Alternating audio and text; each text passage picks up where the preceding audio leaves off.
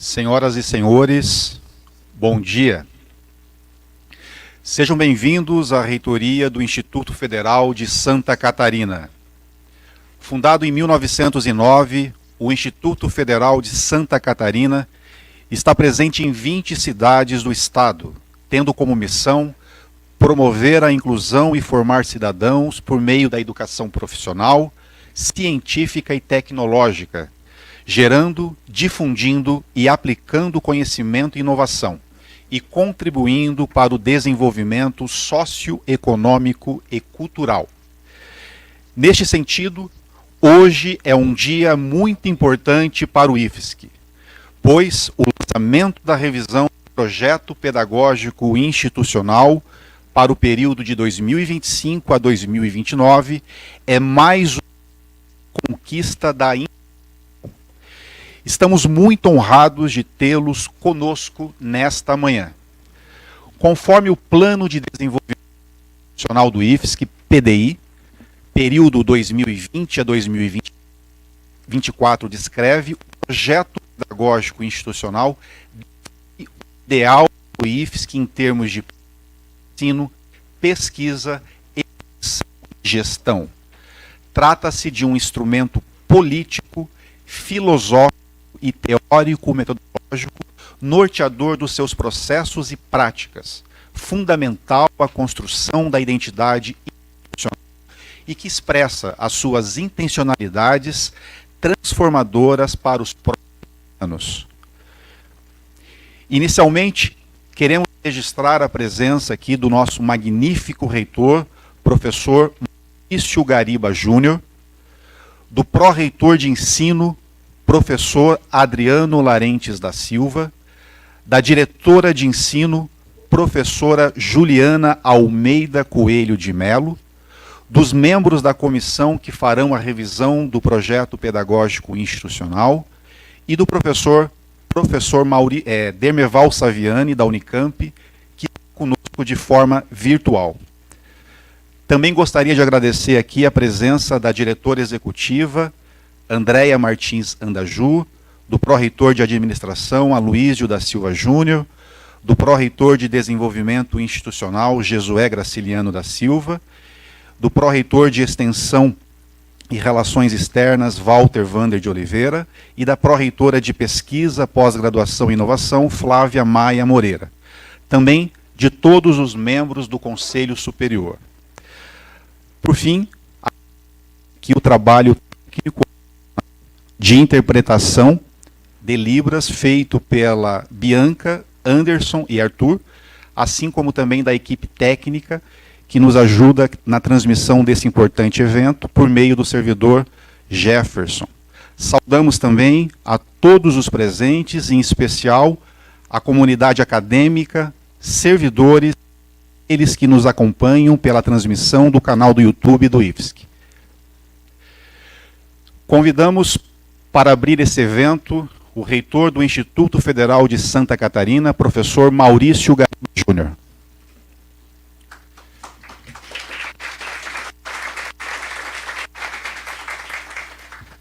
Obrigado, Evandro.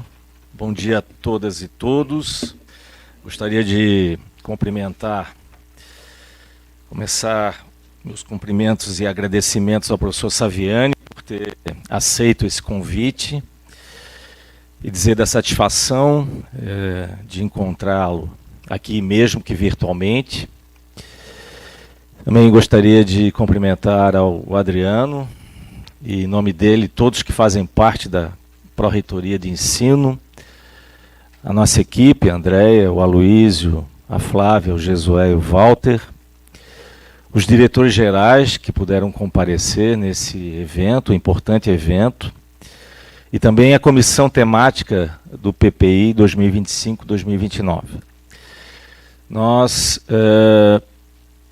colocamos o PPI no radar a partir do momento em que lançamos o nosso PDI na semana passada. O processo de reorganização e expansão das instituições federais de educação profissional e tecnológica que tem como marco a constituição formal da Rede Federal de Educação Profissional Científica e Tecnológica e a criação dos Institutos Federais de Educação, Ciência e Tecnologia, pela Lei 11.892, de 29 de setembro de 2008, portanto, completamos 15 anos esse ano, foi acompanhado de um amplo e profícuo debate sobre as bases conceituais dessa modalidade educacional e sobre o papel de um Estado democrático na garantia do direito à educação. O projeto pedagógico idealizado para os institutos federais foi orientado para a formação de uma rede de instituições revolucionárias, no sentido de uma atuação inovadora, original e ousada na renovação de padrões estabelecidos e no alcance de novos horizontes em ensino, pesquisa e extensão nos campos da formação profissional e do desenvolvimento científico e tecnológico regional. A razão de ser dessas organizações se fundamenta no compromisso com a formação humana integral e com o fortalecimento de um Estado democrático e soberano, voltado à garantia dos direitos fundamentais e de uma vida digna a todos e todas. Nesse contexto, o processo de revisão do projeto pedagógico institucional, PPI, do IFSC, deverá ser um processo contínuo de construção coletiva, baseado nas práticas de ensino e aprendizagem, nas relações interpessoais e no desenvolvimento humano. E deve reconhecer que tudo o que ocorre na instituição é educativo e que a aprendizagem é um processo permanente de construção social. A indissociabilidade entre ensino, pesquisa e extensão é essencial para a articulação das diferentes áreas do conhecimento e para a inovação científica, tecnológica, artística e cultural. Embora o ensino seja a função principal de nossa instituição, a pesquisa e a extensão estão ganhando cada vez mais espaço. Não é isso, Flávia, Walter? Contribuindo para a ressignificação dos processos educativos. Os princípios que norteiam a construção do PPI do IFSC devem incluir o respeito à diferença, a igualdade de oportunidades e de acesso, a garantia da educação pública gratuita e de qualidade, a defesa da interculturalidade, a gestão democrática, a valorização dos princípios, a valorização dos profissionais da educação, a qualidade do ensino, a organização do ensino, a integração com a comunidade escolar e a autonomia. A gestão democrática por meio do processo de elaboração e execução do PPI permite que a escola organize seu processo pedagógico de forma participativa, envolvendo todos os atores do processo educacional na busca por soluções. O PPI orienta o trabalho da escola, promovendo o crescimento dos estudantes e a soma de valores em toda a comunidade escolar. No contexto da formação de professores, é necessário considerar os conhecimentos dos conteúdos curriculares, o conhecimento didático curricular, os saberes pedagógicos e a compreensão das condições sociohistóricas que determinam a tarefa educativa. A formação unilateral do professor abrange o conhecimento dos conteúdos, a formação didático-pedagógica e as condições históricas. O trabalho do professor adquire um novo sentido como atividade autorrealizadora em que sentido e significado se apresentam como aspectos indissociáveis. O PPI do IFSC deve levar em consideração a posição político-pedagógica atual da instituição, envolvendo a comunidade acadêmica no debate para aumentar a consciência institucional, identificar fragilidades, conquistas e desafios para o futuro. Entre os desafios a serem superados estão a construção de uma identidade institucional, o fortalecimento da identidade local de cada campus e o reconhecimento social do IFSC como uma instituição de ensino. A perspectiva para essa utopia envolve a autonomia administrativa dos campos e a gestão centralizada com participação e responsabilidade nas decisões. Por fim, deseja-se que o processo de pensar a proposta pedagógica da instituição seja uma prática permanente, cheia de indagações, idas e vindas, avanços e desafios, repleto de significados para os sujeitos envolvidos na instituição por meio do exercício de projetar o futuro. Meu muito obrigado e um bom trabalho a todos.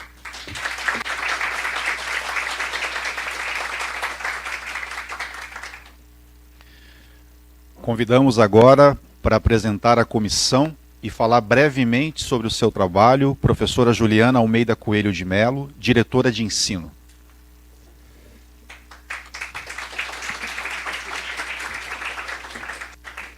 Então, muito bom dia a todos e a todas. Hoje é um dia muito especial, muito feliz, né, para todos nós, em especial para a PROEM, para a Diretoria de Ensino. E, em nome do professor Gariba, eu gostaria de cumprimentar, então, todos os presentes que nos acompanham aqui presencialmente, online. Agradecer também, né, a transmissão aí pelo nosso colega Jefferson e a disponibilidade e participação dos intérpretes de Libras. Muito obrigada. Então, a gente pensou e planejou, né, os membros dessa comissão no sentido de refletir o papel que o PPI tem na nossa instituição. Dessa forma, trazendo uma comissão que represente o coletivo do IFSC. Então, não poderia ser uma comissão representada apenas pelos membros da gestão, né, que legalmente temos a responsabilidade pelo documento, mas sim a participação de todos e todas envolvidas, né, no dia a dia do IFSC. Então, eu gostaria de pedir para que aqui presencialmente, eu sei que a câmera não vai, por vezes, conseguir pegar todo mundo, mas que, né, se dê um tchauzinho, né, para que todos possam conhecê-los. Então, quem faz parte da comissão sou eu, enquanto diretora de ensino, né, presidente da comissão, o professor Adriano Larentes da Silva, nosso pró-reitor de ensino, o professor Clóvis Antônio Petri, representando a diretoria de pesquisa, pós-graduação e inovação, professora Milena de Mesquita Brandão, titular, né, representando a diretoria de extensão, professora Sabrina Moro Pacheco, representando aí a diretoria de gestão do conhecimento, a Ivani Ribeiro, nossa colega titular aí à frente do departamento da EJA, Ensino Técnico Integrado, uma grande conquista para nós da PROEM, do Instituto Federal, professora Eliane Camilo, titular do Departamento de Formação e Práticas Educativas, que fez todo o contato e a ponte com o professor Saviani, muito obrigada. A Alice Golim, representante das coordenadorias pedagógicas. O professor Israel da Silva Mota, representante das chefias de ensino, pesquisa e extensão dos campos.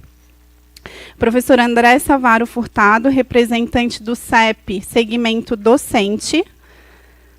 Margarida Han, representante do CEP, segmento técnico-administrativo.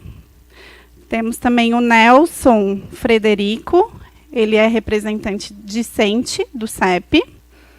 O Evandro Belmiro da Silva, que é co-representante da comissão do PPI 2020 e 2024, para trazer o histórico, né, daquele momento, que vai subsidiar a construção, então, do novo PPI. E também, na mesma representação, né, dessa linha histórica, o servidor Tomé de Pádua Frutuoso. Então, nós agradecemos a disponibilidade dos membros da comissão. É importante salientar que a comissão, então, vai fazer a ponte entre a comunidade. Então, por isso que é importante que vocês conheçam, né, esses representantes, porque é através deles que a gente vai tentar fazer o possível para que o PPI chegue, então, em toda a nossa comunidade. Muito obrigada.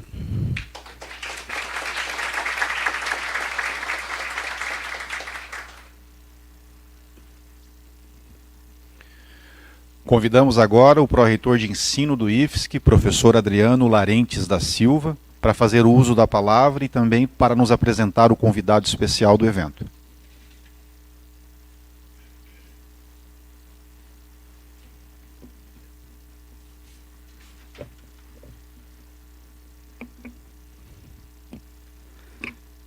Bom dia a todos e todas que estão aqui na sala dos conselhos da reitoria, que nos acompanham pelo YouTube. Eu gostaria de agradecer a presença, né, neste momento tão importante de lançamento da revisão do PPI. Agradecer em especial à professora Juliana, que está à frente coordenando todo esse trabalho da comissão, que já teve a sua primeira reunião agora pela manhã, inclusive antes deste momento aqui. Agradecer a toda a equipe da PROEM, da DIRCOM, da PRODIN, do gabinete, que trabalharam para viabilizar, inclusive, esse momento, assim como todos os demais servidores da reitoria. Agradecer a presença do Gariba, nosso reitor, de todos os companheiros e companheiras da nossa equipe de gestão aqui, que o Gariba já, inclusive, nominou, e dizer da importância, né, da presença de todos nós aqui nesse momento, mostrando o que o PPI tem centralidade para essa gestão e para essa instituição. Agradecer aos membros do Consup, demais colegiados, os colegas diretores de campus, muito bom estar com vocês aqui presencialmente, e aqueles que nos acompanham também virtualmente, enfim, colegas do IFSC e a toda a comunidade que nos acompanha. Agradecer então ao GT que vai conduzir este debate e cada um dos seus membros por terem aceitado esse desafio, que é um desafio histórico, e muito especialmente agradecer e dizer da alegria de contar com a presença do professor doutor Dermeval Saviani, que nos dá a honra da sua presença virtualmente. Foi, inclusive, retomando, fazendo a síntese para esse momento, que a gente sempre se dá conta disso, mas ao fazer e retomar o histórico e a contribuição do professor Saviani à educação brasileira, que a gente, de fato, percebe, né, de que estamos diante de um dos maiores intelectuais do Brasil, e que para nós, do IFSC, é fundamental essa presença, inclusive para ratificar a pedagogia histórico-crítica, que é a que orienta o nosso PPI. Antes de passar ao professor Saviani, eu gostaria de destacar novamente o que está definido no PPI 2020-2024 em relação ao PPI. Isso já foi lido aqui, mas eu ratifico. Trata-se de um instrumento político, filosófico e teórico-metodológico, norteador dos seus processos e práticas, fundamental à construção da identidade institucional e que expressa as suas intencionalidades transformadoras para os próximos anos. Mas também gostaria de dizer aquilo que está no PPI em relação à concepção norteadora da educação do IFSC. Está lá na página 65 do nosso PPI. Entende-se que a concepção de educação que fundamenta o trabalho do Instituto Federal de Santa Catarina é a concepção histórico-crítica, democrática e emancipadora, que entende que a educação como prática social, entende a educação como prática social e como um processo de humanização dos homens inserido num contexto de relações sociais. É esta concepção norteadora que também orienta a concepção de educação profissional e tecnológica, de currículo e de avaliação no contexto do PPI. É importante notar que a opção do IFSC pela pedagogia histórico-crítica ocorreu após intensos debates realizados especialmente em 2014 para a elaboração do projeto político-pedagógico de 2015-2019. Porém, sem mencionar essa pedagogia, a instituição já apontava nessa direção no PPI 2009-2013, no qual é informado que o marco teórico do PPI 2009-2013 é aquele elaborado pela comunidade e aprovado no Congresso do Projeto Pedagógico Institucional no ano de 2005, quando ainda éramos Cefet. Neste documento, se enfatiza o papel da instituição como parte de uma sociedade injusta e desigual e que sua função é também, abre aspas, agir intencionalmente e contribuir para a construção de uma sociedade mais humana, justa, livre, participativa e fraterna. Como mostrou o nosso colega Evandro Belmiro em sua dissertação de mestrado, apesar da concepção proclamada em nossos documentos norteadores, existe um enorme desafio para que a pedagogia histórico-crítica se materialize nos currículos e no cotidiano institucional. É por isso que este momento, somado ao intenso processo de formação que temos realizado, é tão importante para avançarmos na compreensão dos fundamentos da pedagogia histórico-crítica e na sua defesa enquanto perspectiva institucional. E para tal, nada melhor do que termos conosco o intelectual que desencadeou toda a construção teórica que levou ao que hoje conhecemos como concepção ou como pedagogia histórico-crítica. É uma honra para nós estarmos diante, como disse, de um dos maiores intelectuais do Brasil, filósofo de formação e dedicado mais especificamente à filosofia da educação, o professor Saviani tem se dedicado a compreender e analisar a educação brasileira há mais de 50 anos. Me dizia há pouco que em 2026 completará 60 anos de magistério. Há mais de 3 décadas tem atuado na Universidade Estadual de Campinas, São Paulo. E este ano completa 30 anos que o professor passou a ser professor titular daquela universidade.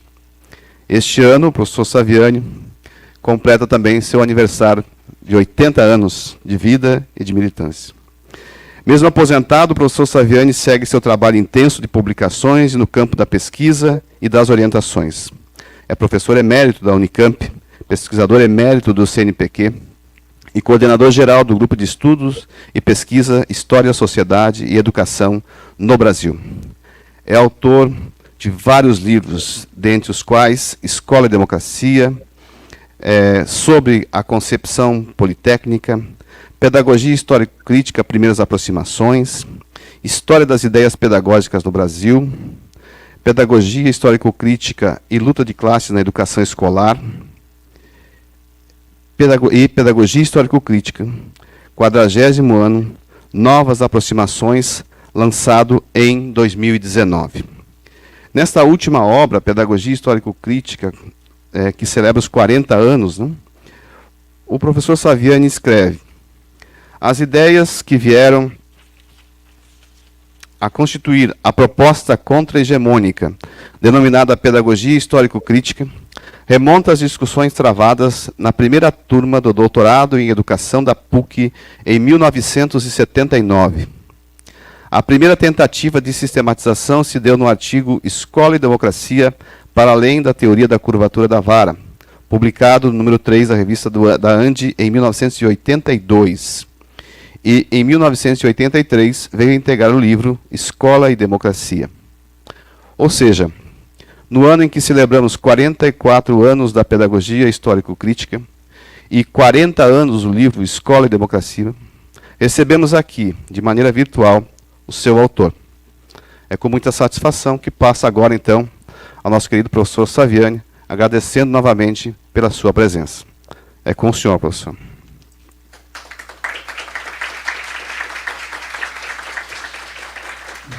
Bom, agradecendo o convite a mim conferido para esse contato com vocês, que integram o corpo docente do Instituto Federal de Santa Catarina, eu cumprimento a organização desse evento na pessoa da professora Eliane Juraski Camilo, da chefia do Departamento de Formação e Práticas Educativas, que foi quem me encaminhou o convite, né?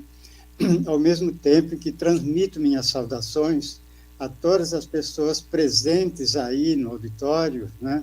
O reitor, o pró-reitor e os demais membros já indicados das várias comissões que compõem esse instituto, e também transmito minhas saudações a todas as pessoas que se encontram conectadas para participar desta atividade. Começo minha exposição abordando a emergência e caracterização dos institutos federais. Os institutos federais de educação, ciência e tecnologia têm como antecedentes históricos mais distantes as 19 escolas de aprendizes artífices destinadas ao ensino profissional, primário e gratuito, criadas pelo presidente da República, Nilo Peçanha, em 23 de setembro de 1909, por meio do decreto número 7.566, em diferentes unidades federativas sob a jurisdição do Ministério dos Negócios da Agricultura, Indústria e Comércio. E como antecedente mais próximo, as escolas técnicas federais, escolas agrotécnicas e os centros federais de educação tecnológica.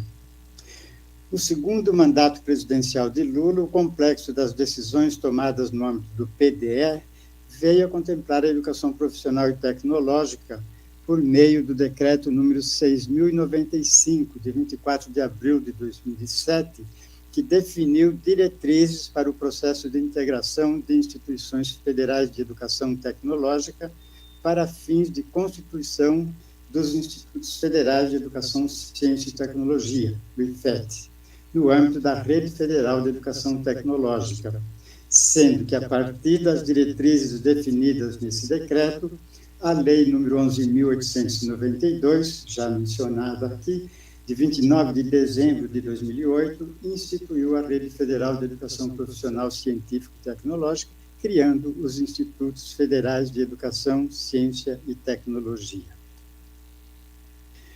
Vê-se, então, que a atual estrutura dos institutos federais deriva das diretrizes definidas pelo referido decreto número 6.095, cujo texto integral encontra-se no anexo 5 de meu livro PDE, Plano de Desenvolvimento da Educação, Análise Crítica da Política do MEC, publicado em 2009. Ratificadas essas diretrizes pela Lei número 11.892, de 2008. Na justificativa do PDE, formulada a posteriori pelo ministro Fernando Haddad, em outubro de 2007, ao tratar na segunda parte das áreas sobre as quais incide o PDE, afirma-se que destinam-se os institutos não apenas a uma formação profissional articulada com as necessidades produtivas de cada região e com a pesquisa e produção cultural, mas também a formação de professores para a educação básica nas áreas de física, química, biologia e matemática. Além disso, combinando o ensino de ciências naturais com as humanidades e com a educação profissional e tecnológica, esses institutos teriam o mérito de renovar o debate sobre a politecnia. Ao longo do primeiro mandato de Dilma Rousseff, a medida mais significativa relacionada à educação profissional e tecnológica foi a criação do Pronatec, instituído em 26 de outubro de 2011. Esse movimento centralizado no Pronatec previu a expansão da Rede Federal de Educação Profissional Científica e Tecnológica com novos campi em todas as unidades da federação, passando de 140 campi em 2002 para 562 até 2014. Ocorreu, no entanto, que após o golpe empresarial, jurídico, midiático, parlamentar, que destituiu Dilma Rousseff em 31 de agosto de 2016, iniciou-se o governo Temer e sobreveio um enorme retrocesso que teve no campo da educação sua expressão mais direta naquilo que vem sendo denominado de contra-reforma do ensino médio. Com efeito, a dita reforma retoma sem rebuços o caráter autoritário, marca da ditadura militar, tendo sido baixada por medida provisória em 22 de setembro de 2016, sem sequer informar as secretarias e conselhos estaduais de educação, sendo que, conforme as normas em vigor, são os estados e o Distrito Federal os responsáveis pela oferta do ensino médio. Aprovado, no entanto, como medida provisória, entrou em vigor imediatamente, sem que as unidades federativas não só não fossem consultadas, como sequer foram comunicadas. Tal reforma não só se afasta da meta de unificação do ensino médio, como abandona também a perspectiva de integração entre o ensino médio de caráter geral e o ensino técnico profissional, ao fragmentar esse nível de ensino em 5 itinerários, permitindo que cada aluno opte por apenas um dos itinerários, ainda que seja permitido retomar depois para eventualmente cursar um segundo itinerário. Deixemos, porém, de lado essa mais do que controvertida, pois amplamente contestada contra-reforma do ensino médio. Com efeito, cremos que a complexa organização dos institutos federais não se compatibilizará com tal reforma. Passo, então, a uma breve menção à situação atual dos institutos federais, destacando seu potencial transformador. Após a sumária caracterização dos institutos federais que apresentei, o que importa registrar é que as escolas técnicas federais, depois transformadas em institutos federais, continham, de modo geral, os germes de uma organização do ensino médio segundo a concepção de politecnia, pois contavam com uma infraestrutura que permitia uma articulação direta entre trabalho intelectual e manual, entre formação teórica e preparo técnico, em suma, um tipo de ensino capaz de propiciar o domínio dos fundamentos científicos das múltiplas técnicas que caracterizam a produção moderna, situando-se, pois, em consonância com a concepção própria da pedagogia histórico-crítica. Aliás, como já lembrei, o próprio ministro Fernando Haddad, ao tratar dos institutos federais, observou que teria o mérito de renovar o debate sobre a politecnia. Premidos, no entanto, pelos interesses do mercado postos em posição dominante nessa fase do capitalismo, não se chegou a dar esse passo, né, em direção, de fato, a uma formação politécnica. A configuração atual dos institutos federais lhes dá uma abrangência muito mais ampla do que as anteriores escolas técnicas federais, as ETECs, e mesmo do que os Centros Federais de Educação Tecnológica, os CETEDs, contemplando diversas modalidades de curso nos níveis médio e superior, e organizados em cada unidade da federação, eles se distribuem em campi espalhados por todo o território de cada estado, o que, por um lado, não deixa de ser positivo, seja em termos da variedade da oferta de cursos, seja em termos de sua também variada distribuição territorial. Mas, por outro lado, torna bem mais complexa a sua gestão, tanto em termos administrativos, como sob o aspecto da definição e orientação curricular, assim como da articulação e controle do conjunto das atividades. Podemos observar que, na situação atual, a estrutura e funcionamento decorrente das disposições legais mencionadas deixa em aberto a questão da orientação curricular a ser adotada em cada Instituto Federal. Considerando que, conforme o disposto no parágrafo 1º do artigo 1º do Decreto 6.095, reiterado pela Lei 11.892, no parágrafo único do artigo 1º, os institutos federais de educação tecnológica são definidos como possuindo natureza jurídica de autarquia, detentores de autonomia administrativa, autonomia patrimonial, financeira, autonomia didático-pedagógica e disciplinar. Isto significa que cabe a cada instituto federal, no exercício da prerrogativa de sua autonomia didático-pedagógica, definir em seu projeto pedagógico institucional a orientação curricular a ser seguida por todas as unidades de ensino dos campi que compõem sua estrutura de funcionamento.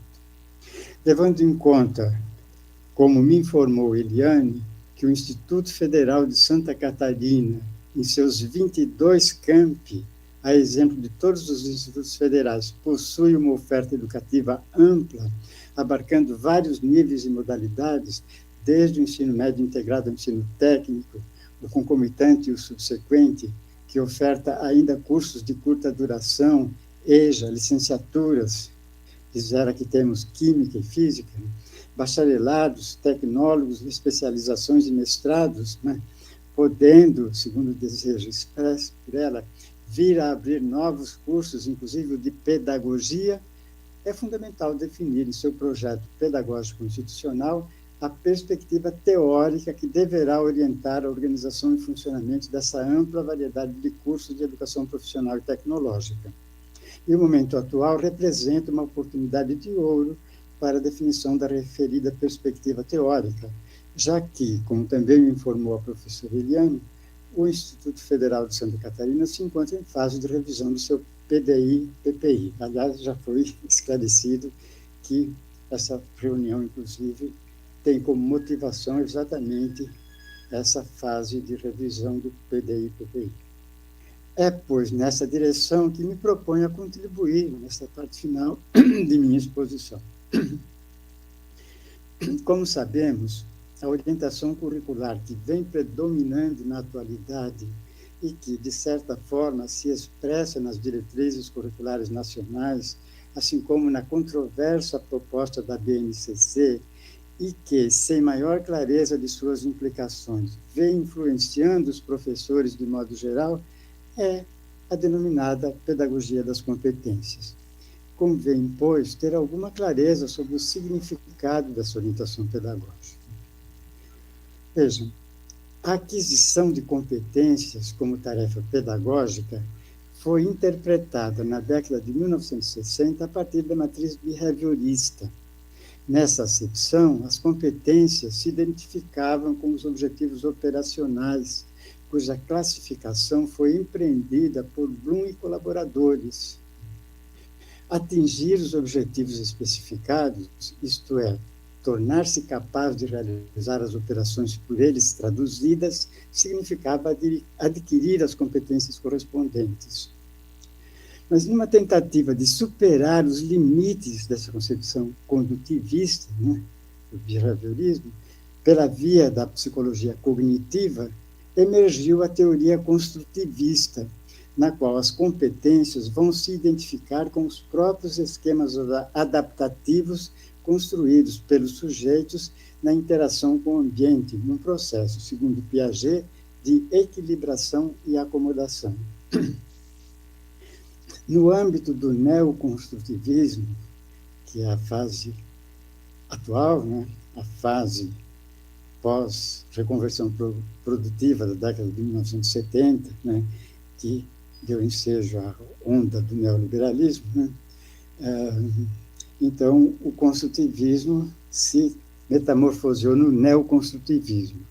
E no âmbito desse neoconstrutivismo, essa ideia de fundo, aquela ideia de fundo do construtivismo se mantém, mas é despida do caráter cognitivo, ligado à ideia de que o processo adaptativo, para ter êxito, suporia, em algum grau, o conhecimento do meio pelo sujeito, obtido por esquemas conceituais prévios, conforme entendia Piaget. Agora, no neoconstrutivismo, a questão da verdade é elidida. O neoconstrutivismo se funde com o neopragmatismo e as competências resultam assimiladas aos mecanismos adaptativos do comportamento humano ao meio material e social. Para a adaptação ao meio natural e material, entraria em cena as competências cognitivas, e os mecanismos de adaptação ao meio social seriam constituídos pelas competências afetivo-emocionais. Peço desculpas porque me acometeu um certo resfriado nesse fim de semana. Eu estou com alguma dificuldade, inclusive com a garganta um tanto inflamada. Bom, em suma, a pedagogia das competências se apresenta como outra face da pedagogia do aprender-aprender, cujo objetivo é dotar os indivíduos de comportamentos flexíveis que lhes permitam ajustar-se às condições de uma sociedade em que as próprias necessidades de sobrevivência não estão garantidas.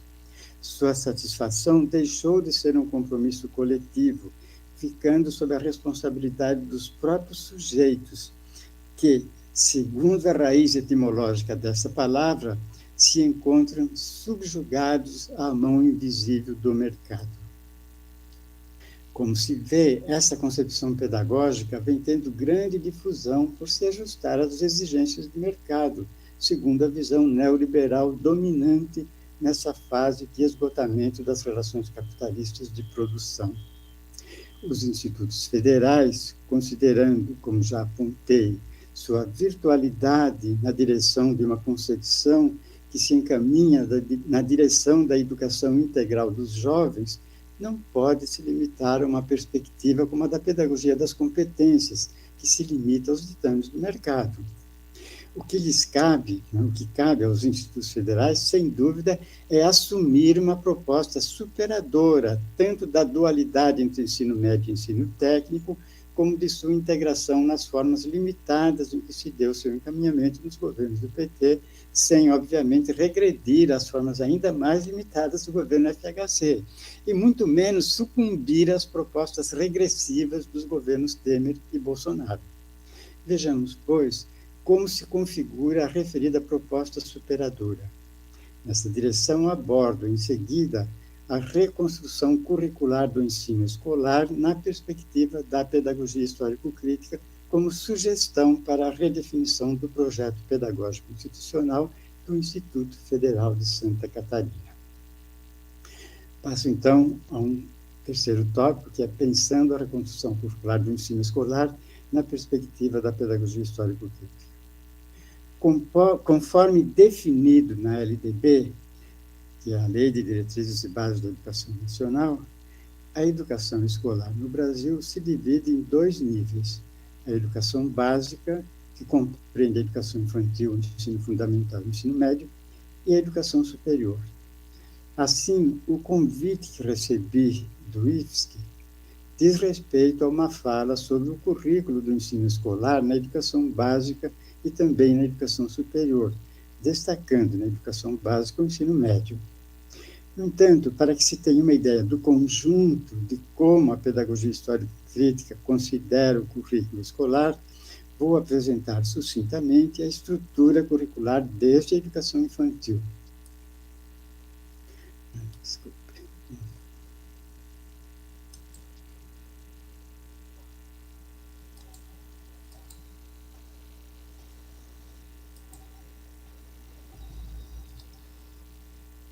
Dando início, então, à apresentação da perspectiva curricular, vou retomar a análise que fiz de forma condensada, respondendo à seguinte pergunta: nos últimos anos, os debates em torno aos currículos escolares têm sido marcados por embates ideológicos intensos. Quais seriam as principais proposições da pedagogia histórico-crítica no que se refere ao currículo escolar? Essa pergunta me foi formulada pelo professor Newton Duarte numa entrevista que ele me solicitou para a revista Colloquium Humanorum, depois publicada em nosso livro Conhecimento Escolar e Luta de Classes, a Pedagogia Histórico-Crítica contra a Barbárie, que lançamos conjuntamente, o professor Newton Duarte e eu, em 2021. Ao responder à referida pergunta, procurei indicar o conteúdo curricular, em suas linhas gerais, da educação infantil, do ensino fundamental e do ensino médio, assim como da educação superior, tomando como referência o conceito gramsciano do trabalho como princípio educativo. De modo geral, podemos considerar que esse conceito, trabalho como princípio educativo, compreende 3 significados. No primeiro sentido, o trabalho é princípio educativo na medida em que determina, pelo grau de desenvolvimento social atingido historicamente, o modo de ser da educação em seu conjunto. Assim entendido, aos modos de produção correspondem modos distintos de educar, com uma correspondente forma dominante de educação. Em um segundo sentido, o trabalho é princípio educativo na medida em que coloca exigências específicas que o processo educativo deve preencher em vista da participação direta dos membros da sociedade no trabalho socialmente produtivo. Finalmente, o trabalho é princípio educativo, no terceiro sentido, à medida que determina a educação como modalidade específica e diferenciada do trabalho, o trabalho pedagógico. Para a definição da base curricular relativa à educação infantil, devemos tomar o aporte da psicologia histórico-cultural, que indica como referência para a identificação do conteúdo e forma do desenvolvimento do ensino a atividade guia própria de cada período da vida dos indivíduos. Partindo da vida intrauterina, com a transição pós-natal, nós temos, no primeiro ano de vida, a atividade emocional direta com o adulto como atividade guia. Nesse momento, o conteúdo da educação envolve a compreensão das características próprias da vida uterina e pós-natal, em que a estabilidade da formação do bebê é diretamente dependente da comunicação emocional direta com o adulto, mãe, pai, cuidador, etc. Evidencia-se, assim, a natureza tipicamente social do bebê, e a determinação de seu desenvolvimento pelas condições educacionais em que o referido desenvolvimento ocorre. Na etapa seguinte, correspondente ao segundo e terceiro anos de vida, a atividade guia é a atividade objetal manipulatória. Nessa fase, já se trata de organizar intencionalmente os conteúdos, meios e procedimentos guiados pela atividade objetal manipulatória para assegurar um processo de ensino que viabilize a aprendizagem da criança nos seus primeiros anos de vida. Passa-se, em seguida, à idade pré-escolar, 4º e 5º anos, na qual a atividade guia é a brincadeira de papéis sociais. Aqui já se trata de organizar o ensino de maneira a possibilitar à criança a apropriação do acervo cultural da humanidade, superando-se as concepções naturalizantes do ato de brincar. Dá-se, assim, a transição da educação infantil para o ensino fundamental, no qual a atividade guia passa a ser a atividade de estudo. Tomando como referência as reflexões de Gramsci sobre o trabalho como princípio educativo da escola unitária, esbocei em trabalho anterior a conformação do sistema de ensino, tendo em vista as condições da sociedade brasileira atual.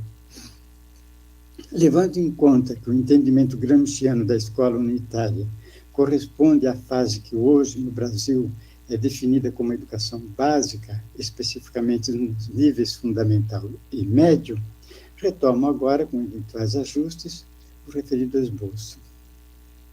Considerando o primeiro sentido do trabalho como princípio educativo, vemos que o modo como está organizada a sociedade atual é a referência para a organização do ensino fundamental. O nível de desenvolvimento atingido pela sociedade contemporânea coloca a exigência de um acervo mínimo de conhecimentos sistemáticos, sem que não se pode ser cidadão, isto é, não se pode participar ativamente da vida da sociedade. O acervo em referência inclui a linguagem escrita e a matemática, já incorporadas na vida da sociedade atual.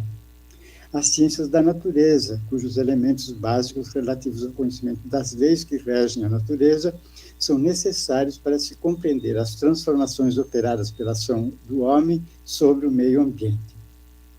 E as ciências da sociedade, pelas quais se pode compreender as relações entre os homens, as formas como eles se organizam, as instituições que criam e as regras de convivência que estabelecem, com a consequente definição de direitos e deveres.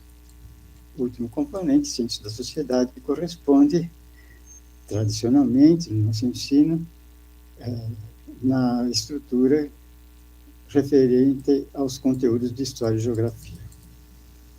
Eis aí como se configura o currículo da escola elementar, complementado pela educação artística e educação física.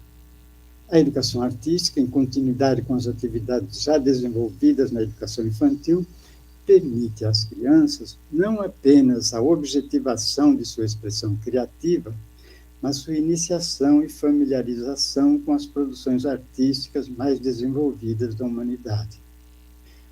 A educação física permitirá às crianças, progressivamente, assumirem plenamente sua corporeidade, adquirindo controle do próprio corpo, tanto em relação ao desenvolvimento pleno dos movimentos corporais, como, em sentido inverso, desenvolvendo a capacidade de contenção do movimento físico exigida pela disciplina necessária à realização do trabalho intelectual. A base em que se assenta a estrutura do ensino fundamental é o princípio educativo imanente do trabalho.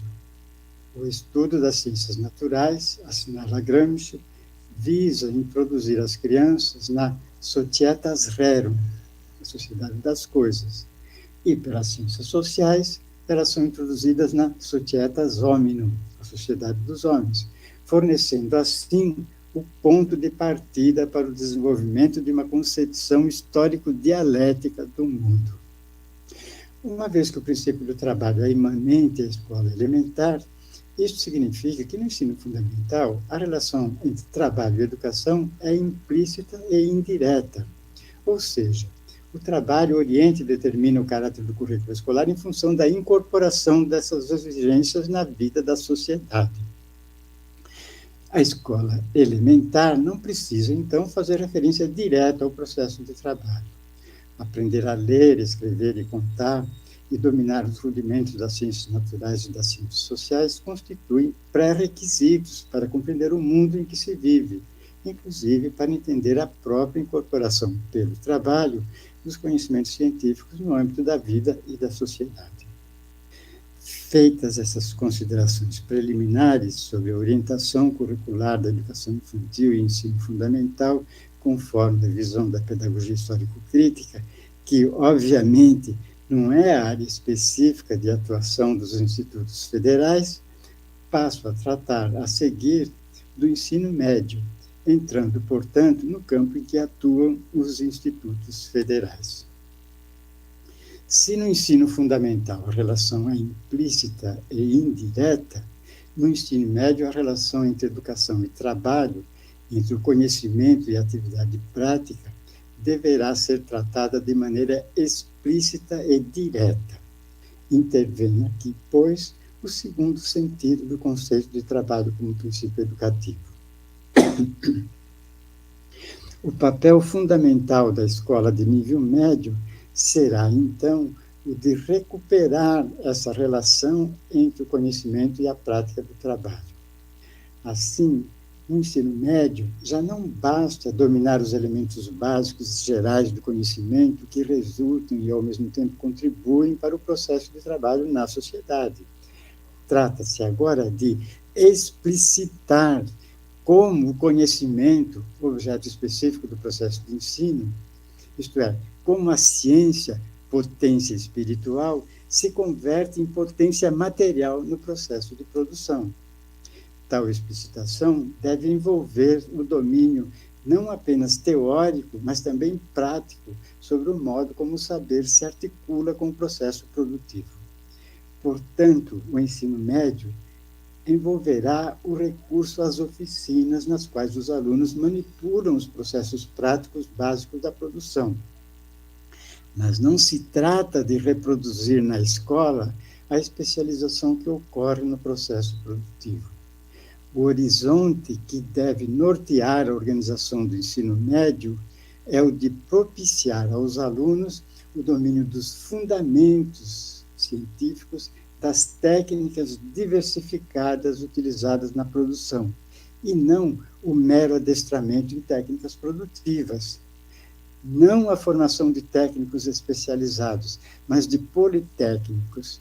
Politecnia significa, aqui, especialização como domínio dos fundamentos científicos das diferentes técnicas utilizadas na produção moderna.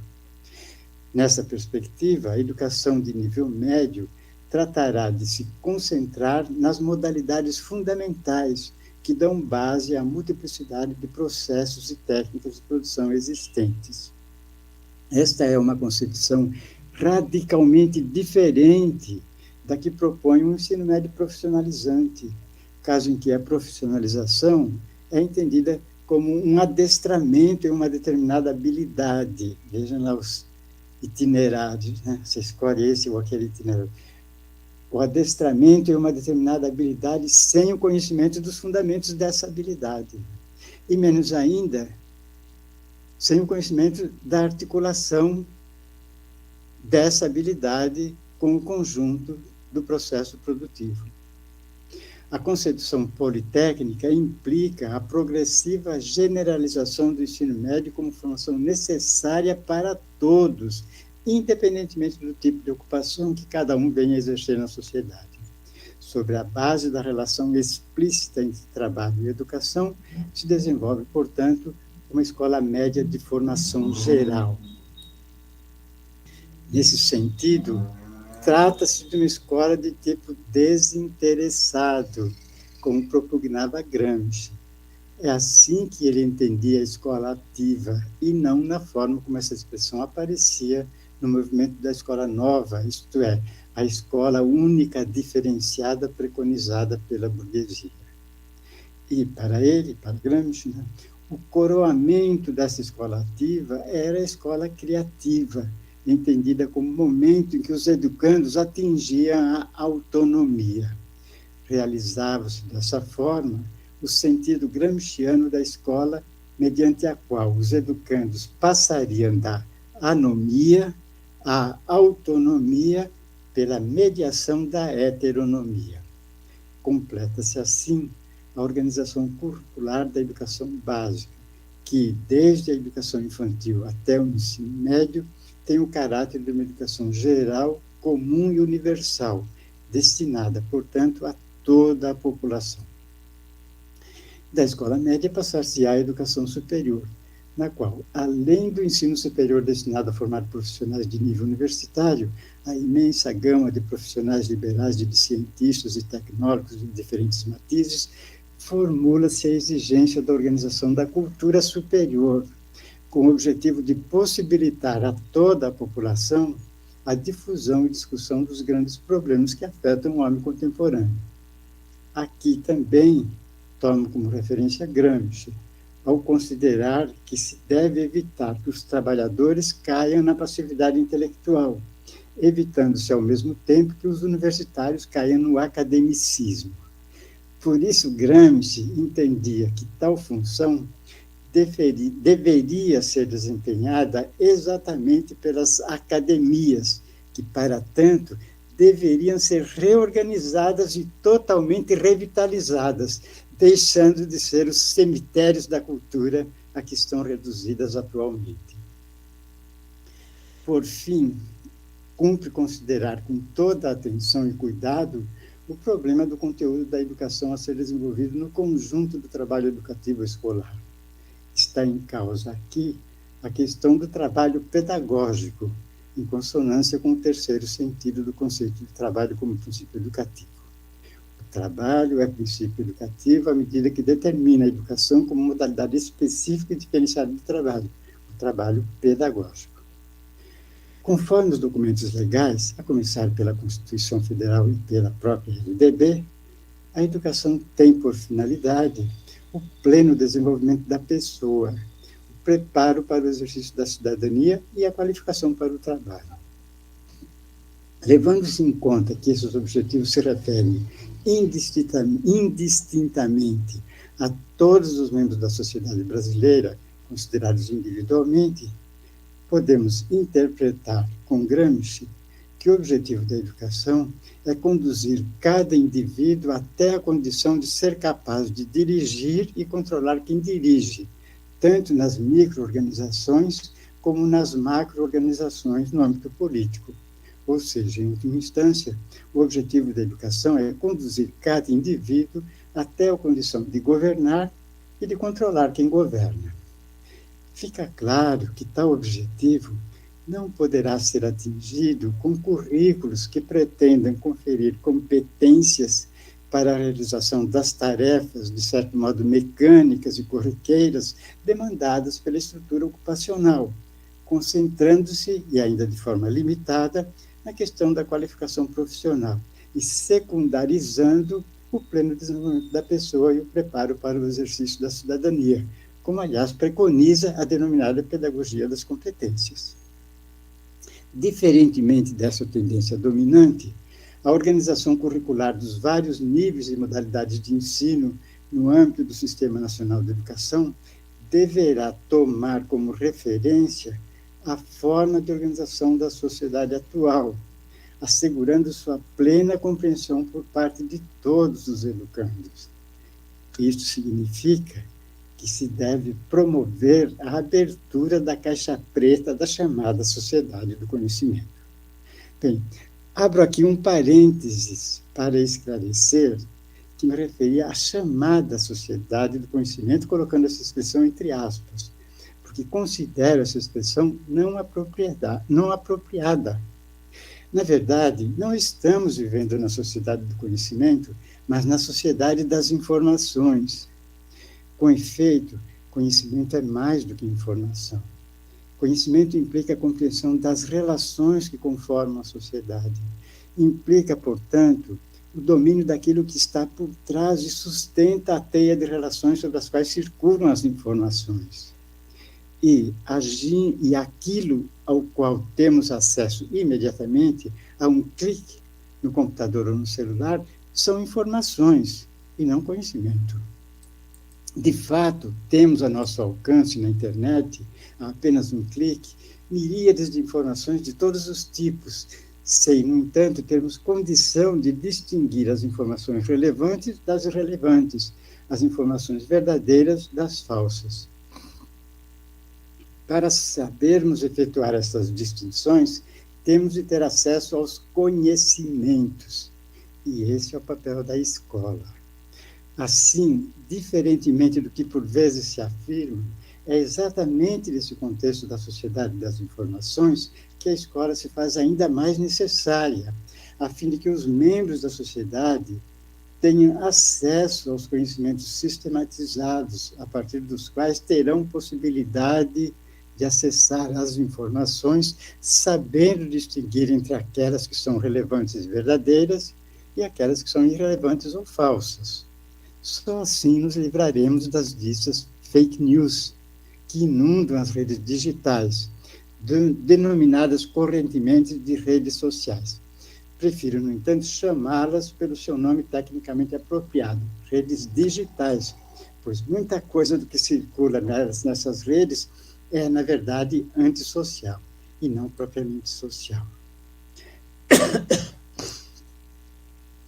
Enfim, a educação a ser ministrada deverá garantir a todos o acesso aos fundamentos e pressupostos que tornaram possível a revolução microeletrônica, que está na base tanto dos mecanismos de automação que operam no processo produtivo, como das tecnologias da informação que se movem nos ambientes virtuais da comunicação eletrônica.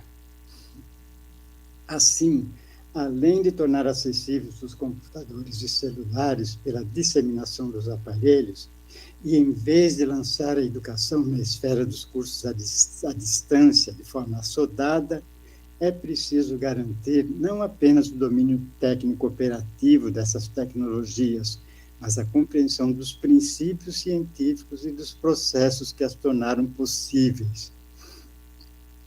Se continuarmos pelos caminhos que estamos trilhando, não parece exagerado considerar que estamos, de fato, realizando aquelas profecias dos textos de ficção científica que previram uma humanidade submetida ao jugo de suas próprias criaturas, sendo dirigidas por máquinas engrenadas em processos automáticos. Pois não deixa de ser verdade que, cada vez mais, nos relacionamos com as máquinas eletrônicas, especificamente com os computadores e celulares, considerando-os de forma fetichista como pessoas a cujos desígnios nós nos sujeitamos e, sem conseguirmos compreendê-los, atribuímos a eles determinadas características psicológicas, traduzidas em expressões que os técnicos utilizam para nos explicar seu comportamento, tais como: ele, o computador, não reagiu bem ao seu procedimento. Ele é assim mesmo, às vezes aceita o que você propõe, às vezes não aceita, etc.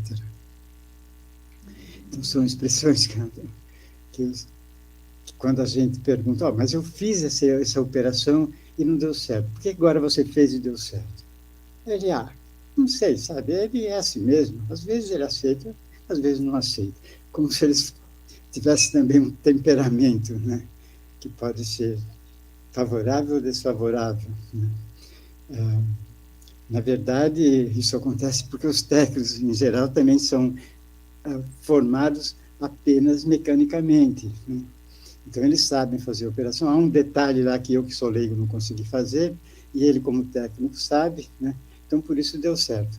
E o que eu fiz não deu certo. Mas ele não sabe explicar onde é que estava a diferença.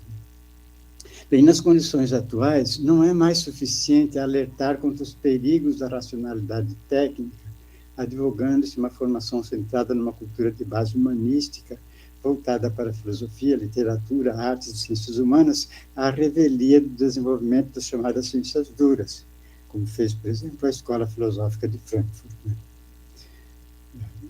É preciso operar um giro da formação na direção de uma cultura de base científica que articule de forma unificada, num complexo compreensivo, as ciências humano-naturais que estão modificando profundamente as formas de vida, passando-as pelo crivo da reflexão filosófica e da expressão artística e literária. É este o desafio que o Sistema Nacional de Educação terá de enfrentar de forma geral, mas de maneira ainda mais enfática no ensino médio, para o qual essa questão assume um papel central. Somente assim será possível, além de qualificar para o trabalho, promover igualmente o pleno desenvolvimento da pessoa e o preparo para o exercício da cidadania, como está proposto lá na nossa legislação. Propõe 3 finalidades, mas, na verdade, se concentra em uma só, que é essa que o mercado está exigindo, e, portanto, nessa fase do capitalismo, você privilegia esse ajustamento, essa adaptação.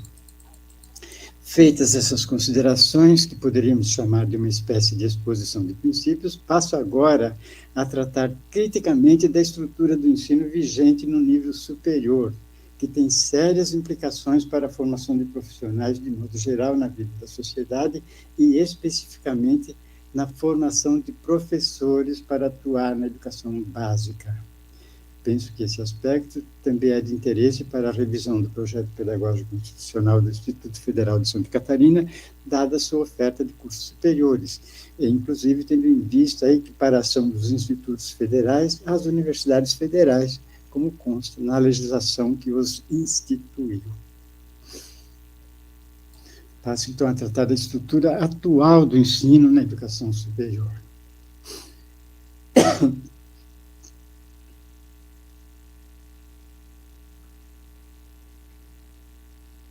De fato, a atual estrutura do ensino da Universidade Brasileira decorreu da concepção e normatização contidas na reforma de 1968, regulamentada pelo Decreto 464, de fevereiro de 1969.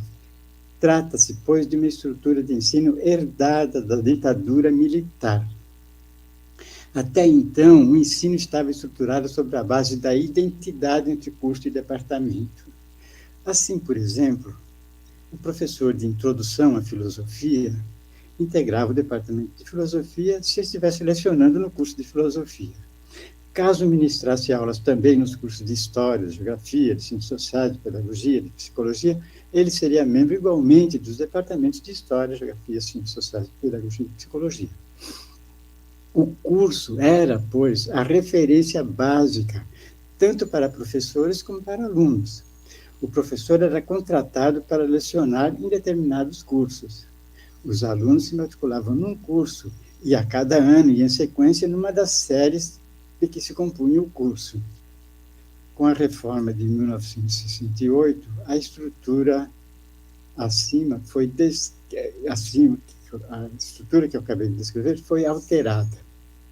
Deu-se a separação entre curso e departamento. O departamento foi definido como unidade básica da universidade, que congrega especialistas de uma mesma área de conhecimento ou de áreas afins. O curso, por sua vez, é definido pelo currículo e coordenado por um colegiado denominado coordenação de curso. É de se notar que os conteúdos das disciplinas que figuram nos currículos dos cursos são tomados dos departamentos. Na verdade, teoricamente, a separação entre departamento e curso foi justificada da seguinte maneira: cabe ao curso, através de sua coordenação, definir os objetivos que ele deve atingir. A partir e em função de seus objetivos, serão definidas as disciplinas constitutivas do currículo do referido curso e selecionados os conteúdos que devem ser ministrados em cada disciplina. A partir desses parâmetros, a coordenação do curso solicita aos departamentos que indiquem os professores mais adequados para assumir as disciplinas nos termos estipulados. Na estrutura assim disposta, o curso deixa de ser a referência básica. Para os professores, o departamento é o ponto de referência fundamental. Todo professor deverá integrar um e apenas um departamento. Já os alunos são referidos às disciplinas. Para estar em situação regular na universidade, cada aluno deverá estar matriculado em pelo menos uma disciplina. Em suma, através da departamentalização e da matrícula por disciplina com o seu corolário, o regime de créditos, generalizou-se no ensino superior a sistemática do curso parcelado. Perpetrou-se no ensino a separação entre meios e objetivos, entre conteúdos curriculares e sua finalidade educativa, entre as formas de transmissão do saber e as formas de produção e sistematização do saber, entre o pedagógico e o científico. Teoricamente, os meios, os conteúdos, as formas de produção e sistematização do saber, o aspecto científico, ficaram sob a jurisdição do departamento. os objetivos, as finalidades, as formas de transmissão do saber, o aspecto pedagógico a cargo da coordenação de curso. Paradoxalmente, acentuou-se o divórcio entre o ensino e a pesquisa no momento mesmo em que a reforma se propunha realizar a sua unidade, já que o artigo 2º da Lei da Reforma Universitária, a Lei 5.540, de 28 de novembro de 68, assim prescreveu: o ensino superior, indissociável da pesquisa, será ministrado em universidades e, excepcionalmente, em estabelecimentos isolados organizados como instituições de direito público ou privado. Na prática, a dependência da coordenação de curso em relação ao departamento, né, ficando esse despreocupado da questão pedagógica, significou, em termos da estrutura do ensino, a subordinação dos fins aos meios. Tal consequência, é bom lembrar, está em perfeita consonância com a concepção que orientou a reforma universitária, através dos princípios da racionalidade, eficiência e produtividade. Na raiz das distorções acima apontadas está a preocupação com a racionalização dos custos. Tanto a departamentalização como a matrícula por disciplina e o regime de créditos tinham por principal objetivo a redução de custos. Assim, para ficarmos no exemplo que eu citei anteriormente, através da departamentalização, evitava-se a existência de vários professores de introdução à filosofia, né? Como vários professores das diferentes disciplinas, né? Pela matrícula por disciplina, tornou-se possível oferecer apenas uma disciplina de introdução à filosofia para alunos de diferentes cursos, tais como filosofia, história, geografia, ciências sociais, pedagogia e psicologia, anteriormente citados. Com isso, em lugar de 6 turmas, de cerca de 15 a 20 alunos cada, era possível programar apenas uma de 90 a 120 alunos, prevalecendo, portanto, a razão econômica. Dessa forma, considerando que a disciplina era oferecida em 2 aulas semanais, a instituição, em lugar de pagar 12 aulas para atender aos 6 cursos, pagará apenas 2. Olha, que grande economia, né? Pedagogicamente, porém, essas medidas acarretaram a fragmentação do trabalho educativo, gerando tal grau de dispersão, descontinuidade e heterogeneidade que se inviabilizou a eficácia do ensino, reduzido agora a um ritual esvaziado de conteúdo significativo. Lembremos de passagem que tal situação não é politicamente indiferente, tendo, ao contrário, acarretado a desmobilização dos alunos, que, não mais organizados por turmas que permaneciam coesos durante todo o curso, ficaram impossibilitados de se constituir em grupo de pressão capazes de reivindicar a adequação do ensino ministrado aos objetivos do curso, bem como a consistência e relevância dos conteúdos transmitidos. O questionamento da reforma universitária de 1968 atingiu o conjunto da organização educacional e o próprio regime que a gerou. Professores, alunos e funcionários se organizaram em associações e procuraram unificar suas lutas, reivindicando a modificação da organização educacional como um momento integrado à luta mais ampla pela transformação de toda a sociedade brasileira. Mas as mudanças introduzidas com a nova República, com a Constituição de 1988 e com a nova Lei de Diretrizes e Bases da Educação Nacional, promulgada em 20 de dezembro de 96, não alteraram a estrutura do ensino, que permaneceu a mesma herdada do período militar. Qual seria, então, a estrutura de ensino mais adequada para se responder aos desafios educacionais lançados à universidade pela sociedade brasileira atual? Bem, de forma geral, penso que a proposta alternativa deverá, em termos de concepção, garantir, por um lado, a articulação entre meios e objetivos, entre conteúdos e suas finalidades educativas, entre a produção e sistematização e a transmissão do saber, entre o aspecto científico e o aspecto pedagógico. Por outro lado, deverá superar a dispersão, a descontinuidade e a heterogeneidade, garantindo um mínimo de continuidade e homogeneidade, sem o que o trabalho pedagógico se torna impossível. Em termos organizacionais, deve-se, no primeiro caso, superar a separação de curso e departamento. No segundo caso, para garantir um mínimo de continuidade e homogeneidade, cumpre superar as distorções decorrentes do regime de matrícula por disciplina. Entendemos que tal regime poderia vigorar apenas no caso das disciplinas eletivas ou optativas. O núcleo das disciplinas específicas de cada curso deveria ser oferecido em blocos anuais, recuperando-se em termos novos os aspectos positivos do regime seriado. Por último, cabe lembrar que é importante levar em conta a especificidade de cada curso. Assim, retomando a guisa de ilustração o exemplo já dado, não é a mesma coisa lecionar a introdução à filosofia para alunos do curso de filosofia, de história, geografia, ciências sociais, pedagogia, psicologia, entre outros. Com efeito, para os alunos de filosofia, a disciplina Introdução à Filosofia tem o caráter de uma iniciação geral, uma espécie de aperitivo a respeito de algo que será objeto de aprofundamento ao longo de todas as séries que compõem o curso. Já para História, a referida disciplina será preparatória para uma outra disciplina de fundamentação da formação dos historiadores, que é a filosofia da história. Para a Pedagogia, servirá de preparação para a filosofia da educação. E para a Psicologia, servirá de base para o estudo da nova disciplina denominada História da Ciência. Veja bem, por que a História da Ciência aí?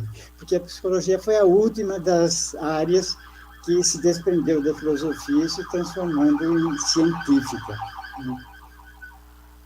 Isso ocorreu já no final do século XIX, lá com a criação do laboratório de Wundt, na Alemanha, em 1872, quando foi criado o laboratório de psicologia experimental.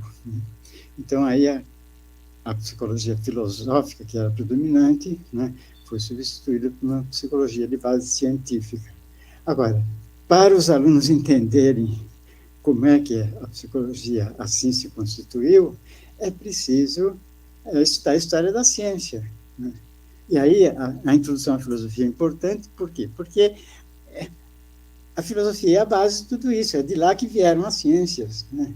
A partir da época moderna, elas começaram a se constituir e se autonomizar em relação à filosofia, começando aí pela física, depois a química, a biologia, né? A sociologia no início do século XIX e a psicologia no final já do século XIX. Consequentemente, a seleção dos conteúdos, sua ordenação, sequência e ênfase adquirem conotações próprias em cada caso. Tal especificidade foi inteiramente diluída no regime de matrícula por disciplina. Como pode o professor ministrar a referida disciplina, Introdução à Filosofia, ao mesmo tempo para alunos de diferentes cursos, uma vez que as razões para a sua inclusão nos currículos de cada curso são claramente distintas? Então, veja, além do problema da quantidade de alunos, você tem que entender, há o problema da heterogeneidade desses alunos. Mas, além do problema da heterogeneidade, outro aspecto problemático da estrutura do ensino atualmente vigente é o caráter semestral do funcionamento das disciplinas. Nessa sistemática, o professor ficará sabendo quais são seus alunos ao começar as aulas, por exemplo, no início de março, para se referir ao primeiro período letivo do ano. Assim, somente mais ou menos em meados ou final de abril, verá que determinados alunos têm certas limitações, que para serem superadas, precisariam de orientação específica, alguma atividade complementar. Dessa forma, no decorrer do mês de maio, começará a ver como enfrentar esse problema. Mas aí maio termina e chega junho, e será preciso proceder à avaliação de todos os alunos para decidir quem tem condições de ser aprovado, pois ao final de junho o semestre se encerra, e ele, professor, deverá encaminhar à coordenação o resultado final dos trabalhos da disciplina com a avaliação de todos os alunos, que, por sua vez, saem para as férias de julho, devendo retornar apenas no início de agosto para assistir às aulas da nova disciplina que deverão cursar no segundo semestre. E repete-se a mesma situação com o professor tomando conhecimento de quais são os seus alunos ao começar o novo período letivo. Veja, então, a diferença em relação à matrícula no curso seriado no regime anual. O professor começava os trabalhos de disciplina em março, sabendo previamente quais eram seus alunos e já conhecendo os respectivos perfis. Dessa forma, podia fazer um acompanhamento específico dos alunos com determinadas dificuldades. E tinha todo o semestre para desenvolver o trabalho, sendo que no mês de julho, as férias seriam apenas das aulas, pois os alunos continuariam estudando, uma vez que o professor podia indicar leituras com relatórios para trazer em agosto e com trabalhos, especialmente para os estudantes com certas dificuldades, né? Também para serem entregues no retorno às aulas, em agosto, quando os trabalhos eram retomados. O professor tinha até o final de novembro para desenvolver as atividades. Acrescento que esse intervalo do mês de julho era particularmente importante para os alunos que estudavam num período e trabalhavam no outro, em especial os do noturno, que trabalhavam o dia inteiro. Nessas condições, eles tinham pouco tempo para as leituras e se valiam do mês de julho para pôr em dia certas leituras que não puderam fazer durante o semestre letivo. Podemos concluir, portanto, que se revela recomendável restaurar a matrícula nos cursos aliada ao regime nos cursos, portanto, não nas disciplinas. Se matricula no curso, aquele conjunto de disciplinas que ele vai ter que cursar, né? Aliado ao regime de seriação, né? Curso seriado, né? Então, ele se matricula na série, primeira série, na segunda série, que dura um ano, né? Com as disciplinas básicas funcionando anualmente.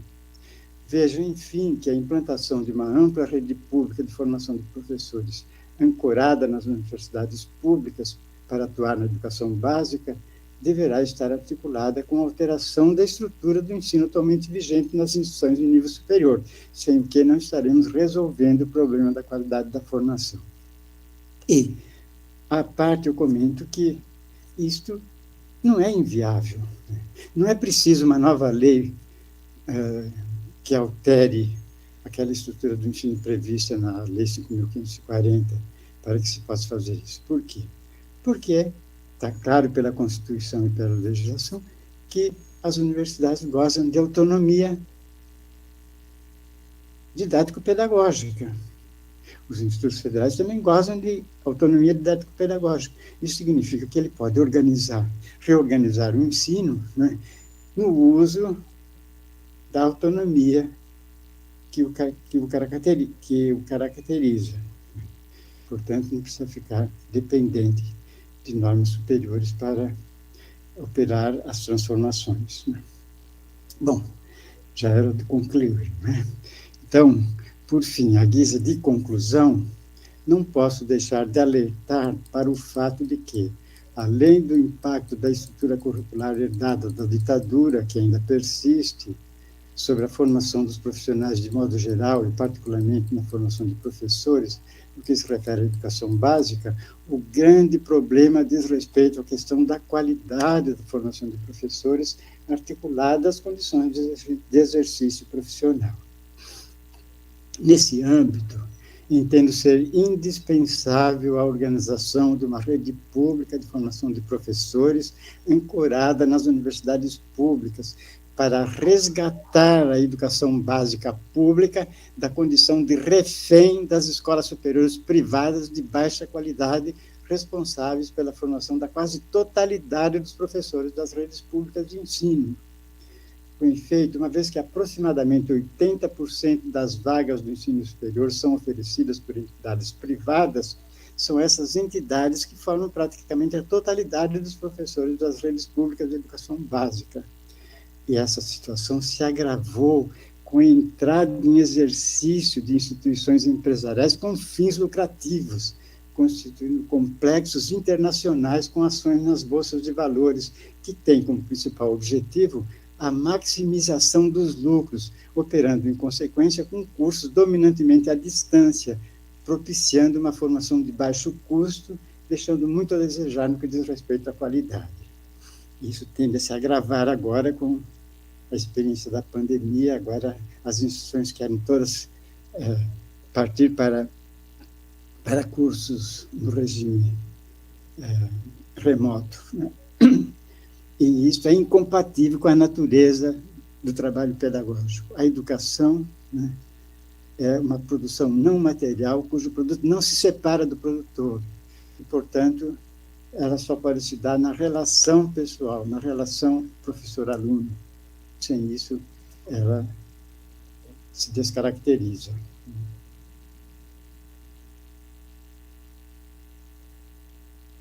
E essa formação de baixa qualidade, se articula em condições precárias de exercício profissional, com baixos salários, que obrigam os professores a distribuir a sua carga horária em diferentes escolas. Eis porque é fundamental que, além da formação em uma ampla rede pública de educação superior, os professores devam ser vinculados a uma única escola em regime de tempo integral de 40 horas semanais, sendo metade do tempo nas salas de aula e a outra metade para as demais atividades, como acompanhamento do estudo dos alunos com dificuldades específicas, participação nas reuniões dos colegiados e na gestão da escola, assim como no atendimento a eventuais demandas da comunidade em que se situa a escola.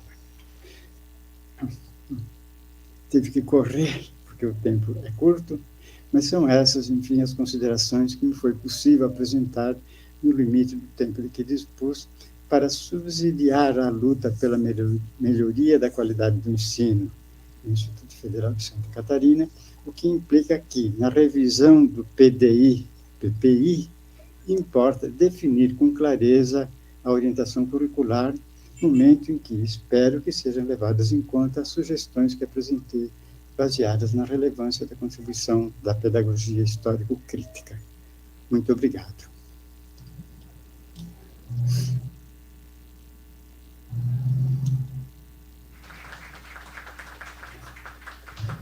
Obrigado.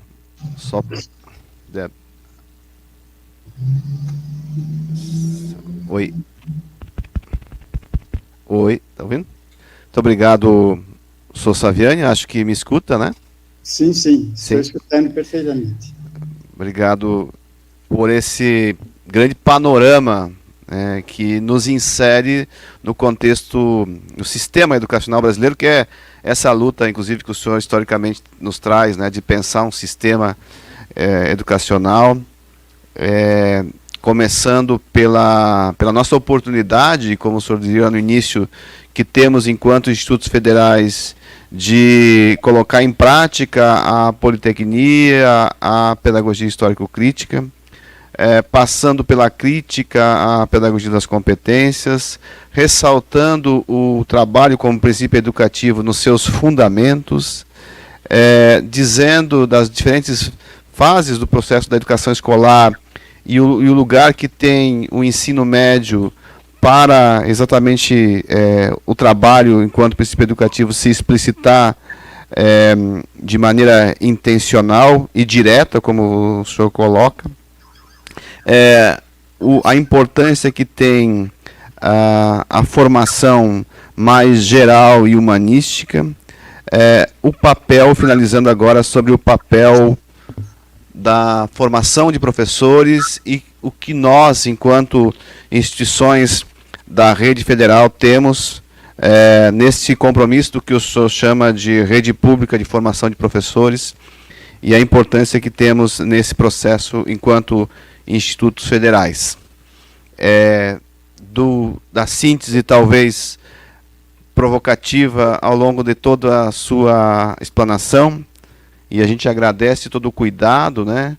Percebe a redação do texto direcionado, inclusive, a esse debate aqui, como é próprio de um grande intelectual como o senhor a gente talvez fica com duas questões iniciais, né? Que formação queremos nos nossos cursos técnicos, integrados, subsequentes, concomitantes, e nos nossos cursos superiores de tecnologia, nas engenharias, nos nossas especializações e mestrados, e qual é a formação que nós encaminharemos e explicitaremos no nosso PPI para a formação de professores em Santa Catarina e no Brasil.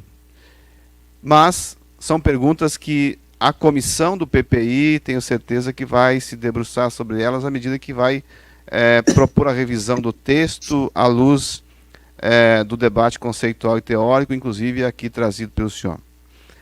Nós temos aqui um tempo agora de pouco tempo, né? Queria apenas abrir a possibilidade, nós temos talvez aqui 2 perguntas da plateia que está aqui na reitoria, e temos um conjunto de perguntas feitas pelas aquelas que nos acompanham pelo YouTube. Nós não vamos conseguir responder todas, mas pelo menos nós vamos situar, né, essas perguntas para que todos tenham noção das indagações e inquietações que estão colocadas. Então eu começo propondo que se façam 2 perguntas aqui, e depois eu passaria a Roberta, né, nossa assessora da PROEM, que desse um panorama das perguntas gerais, e aí devolveríamos ao senhor para um comentário mais geral, ou até, se quiser, pontualmente responder, faremos apenas um bloco de perguntas. Então, pergunte se alguém aqui no auditório. Felipe. Enquanto o Felipe faz a sua fala, nós aguardamos uma segunda inscrição. Certo, obrigado. Primeiramente, boa tarde, bom dia, né, a todos que nos acompanham, que estão aqui presentes. Quero agradecer de forma muito especial ao professor Saviani, dizer que sou um grande admirador do trabalho do professor, sou estudante de licenciatura, estou terminando agora o curso, e tenho na pedagogia histórico-crítica e na obra do professor Saviani uma referência muito grande do que eu acredito, né, da educação. Então, quero agradecer não só pela formação de hoje, mas por todos esses ensinamentos e esses conhecimentos que contribuem para a gente, especialmente no Instituto Federal. E a minha dúvida, eu acho que ela vai ser muito importante para esse processo de revisão do nosso projeto pedagógico institucional. É uma dúvida uma pergunta, na verdade, que foi elaborada pela minha professora orientadora, que está acompanhando a gente virtualmente, a professora Gisele Antunes Pereira, lá da licenciatura em Química de Criciúma, do meu curso, que é uma dúvida minha também, e do nosso coletivo das licenciaturas. Acho que isso é muito presente e vai ajudar nesse processo de pensar mesmo até que ponto essa autonomia didática, por exemplo, se consolida quando a gente pensa as diretrizes curriculares nacionais para a formação de professores de 2019, como a gente tem no contexto das licenciaturas, né? Então, formalizando melhor a pergunta, a LDB preconiza o pluralismo das ideias como um de seus princípios, fato que nos permitiu coletivamente assumir a pedagogia histórico-crítica como uma concepção norteadora do nosso projeto pedagógico institucional. No entanto, há diretrizes nacionais alinhadas à pedagogia das competências que, por vezes e muitas vezes, se veem refletidas nos nossos projetos de curso. Como mediar esse conflito de concepções e institucionalmente caminhar para uma efetiva autonomia pedagógica? Essa seria a dúvida. Agradeço a oportunidade. Obrigado. Não temos uma segunda pergunta aqui. Eu passo de imediato, então, a Roberta para uma síntese, porque são várias questões, né, que a gente tem no YouTube. Bom dia. Alô, me escutam? Alô? Bom, é Roberta, assessora da Pró-Reitoria de Ensino, mediadora do chat. Tivemos muitos agradecimentos ao professor Saviani por compartilhar seu conhecimento e à PROEM por oportunizar o momento. São 2 comentários pontuais e 6 perguntas, as quais o próprio Felipe já encaminhou, que era da professora Gisélia. Então, Aline Miguel da Silva. Roberta, não sei se terá oportunidade, mas atualize o professor Saviani sobre o nosso curso de pedagogia bilíngue. Ela encaminhou também a seguinte pergunta: qual a diferença entre pedagogia histórico-crítica e pedagogia crítico-social dos conteúdos? Outra pergunta de Roberta: professor, o senhor poderia sugerir alguma leitura específica sobre o assunto da sociedade da informação, as tecnologias, máquinas digitais e a relação com a pedagogia histórico-crítica? Outra pergunta de Carla Quinherim: gostaria de saber qual a visão do professor em relação à extensão e à curricularização da extensão. Acredito aqui que à luz da pedagogia histórico-crítica, mas ela não fez a complementação. Professora Thelma Pires: na área do ensino de línguas estrangeiras, desde a década de 70, o ensino busca o desenvolvimento da competência comunicativa. Esse conceito evoluiu para o passar do tempo e hoje advoga-se em torno do desenvolvimento da competência comunicativa intercultural. Gostaria que o senhor comentasse a aplicação do conceito de competência na área do ensino de línguas. Se sua crítica ao conceito se aplica também ao uso do conceito que é feito nessa área. Margarete Gonçalves. Como orientar um docente da área técnica a organizar um plano de ensino ou de aula baseado na pedagogia histórico-crítica? E, por fim, um comentário de Taira Franciele. As observações do professor Saviani em relação à problemática da semestralidade no ensino superior também são muito pertinentes no que se refere ao ensino médio integrado. Então, professor Saviani, se o senhor desejar, porventura, que eu repita alguma pergunta ou comentário, é só nos avisar, tá bom? Muito obrigada.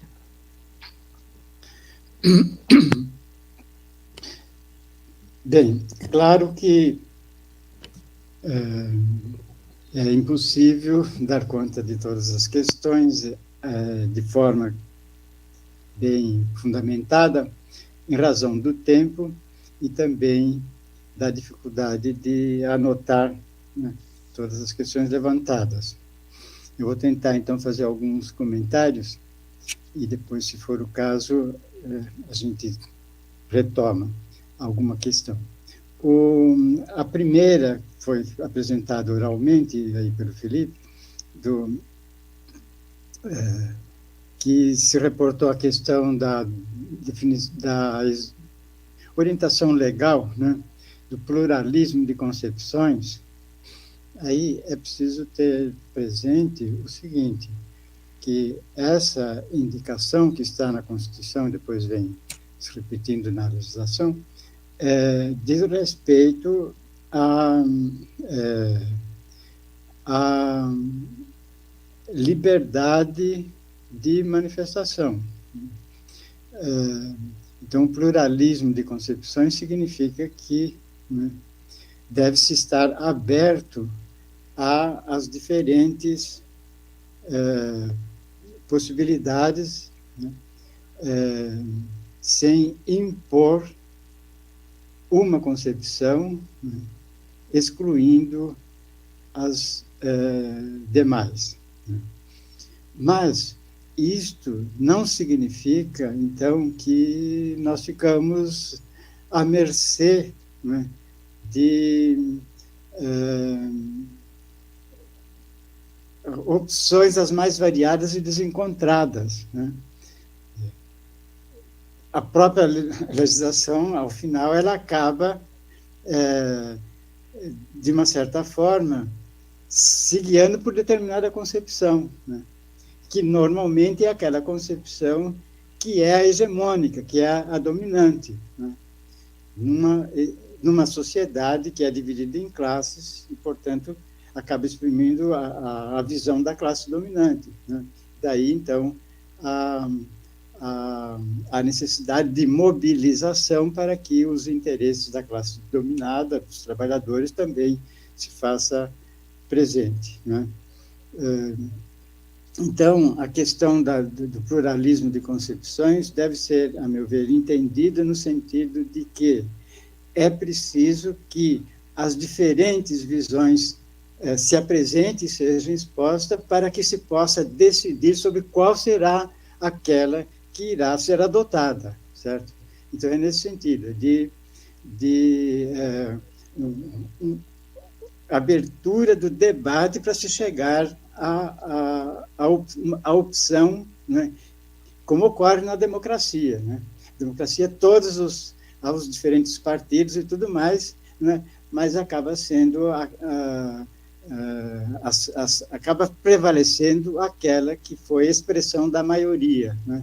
O problema real que nós temos na democracia existente, que é a democracia burguesa, a democracia da sociedade capitalista, é que ela é formal, né? O direito de todos, a liberdade é formal e não real, né? Porque realmente, né, há os que têm liberdade e os que não têm, né? Há os que determinam e os que são submetidos àquela visão que se impõe, certo? Então, daí a luta por uma sociedade, né, igualitária, e não por uma sociedade dividida em classes, né, em que uma explora a outra. Tá? Bom, então, isso sobre aquela primeira questão, sobre o problema do pluralismo de concepções. Agora, depois vieram as outras questões que estava presente na minha mente, mas ao tratar dessa, acabaram me escapando. Não sei se daria para retomar rapidamente aí as outras questões. Oi, professor, me escuta? Sim. Qual a diferença entre pedagogia histórico-crítica e pedagogia crítico-social dos conteúdos? Depois eu sigo com as outras. Sim. Tá bom, essa eu respondo rapidamente. Na verdade, nós estávamos num movimento coletivo, discutindo alternativas crítico-transformadoras, né? E o professor Libani participava desse processo, inclusive ele foi meu colega na faculdade, e depois que eu me formei, fiquei na universidade, fiz logo o meu doutorado, né? Já tem mais de 50 anos, ele foi trabalhar em outros locais, depois em Goiás, né? E só depois é que ele veio retornou à PUC para fazer sua pós-graduação. E aí, então, ele fez o mestrado com uma ex-orientanda minha e o doutorado comigo. E aí participamos, então, da criação da ANDE e desse movimento, né? E ele, então, formulou essa denominação, Pedagogia Crítico-Social dos Conteúdos, no livro A Democratização da Escola Pública, né? E no momento em que eu cunhei a expressão pedagogia histórico-crítica, ele me disse, mas então, como é a mesma coisa, né? Será que eu devo, então, adotar a pedagogia histórico-crítica? Eu falei, olha, o que importa é o conteúdo, né? A denominação, ela depende um pouco de como o movimento vai se desenvolver. Então, se você entende que essa expressão traduz o que você está propondo, você pode manter. Depois aí vamos ver como é que essa situação evolui, né? Então, ele manteve essa denominação Pedagogia Crítico-Social dos Conteúdos, só que depois ele não retomou isso, né? Não retomou mais. Então, ficou apenas o subtítulo daquela obra, A Democratização da Escola Pública, aquele livro, né, publicado lá naquele início dos anos 80. E a pedagogia histórico-crítica foi se desenvolvendo, se transformou num movimento coletivo. Hoje ela é um movimento de construção coletiva, né, que se espalhou por todo o país, né, e, portanto, ela está aí em plena vigência. Enquanto que pedagogia crítico-social dos conteúdos parou naquele momento. O próprio Libani não retomou mais, ele continuou seus trabalhos, suas pesquisas, avançou, inclusive, buscando fundamentação na psicologia histórico-cultural, né, e trabalhando mais fundamentalmente sobre as questões da didática, né, mas não retomou essa questão. Então, hoje, não cabe mais falar em pedagogia crítico-social dos conteúdos, né, porque ela ficou como aquela referência inicial e não se desenvolveu.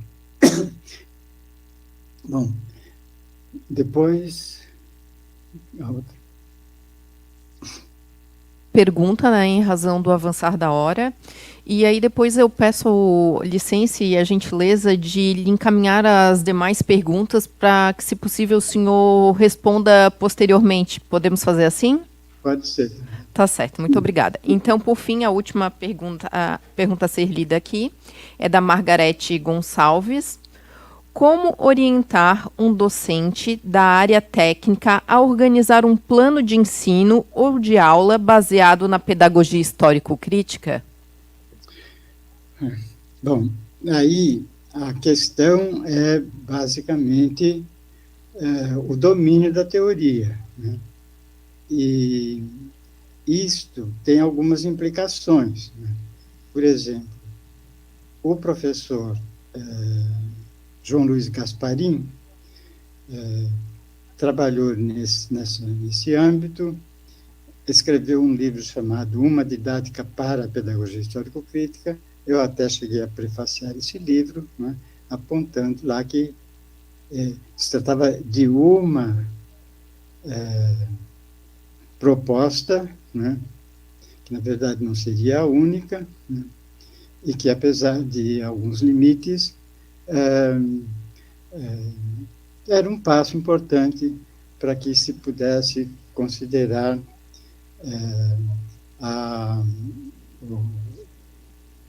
como a pedagogia histórica crítica se traduz didaticamente, né? E aí, enquanto didática, ela implica uma forma de organização do ensino, que responderia em parte ao que a pergunta formula. Ocorre que, depois disso, vieram novos estudos, né, e que mostraram, inclusive, alguns limites. Um deles, que eu também apontei, é que naquele trabalho se toma os momentos da pedagogia histórica como passos. No livro Escola de Democracia, por que construir os momentos da didática da pedagogia histórico-crítica por comparação com a pedagogia tradicional e a pedagogia nova, e lá os 5 passos, tanto da pedagogia tradicional como são chamadas de passos, né? Então, eu discuto essa questão dizendo, o primeiro passo, né, não é isto que propõe a pedagogia nova e nem isso que propõe a pedagogia tradicional, mas é esta outra orientação, né? O segundo passo, mas eu lá já observo que o conceito mais adequado não é de passos, e sim de momentos. E por quê? Porque passo, você tem que dar um depois do outro.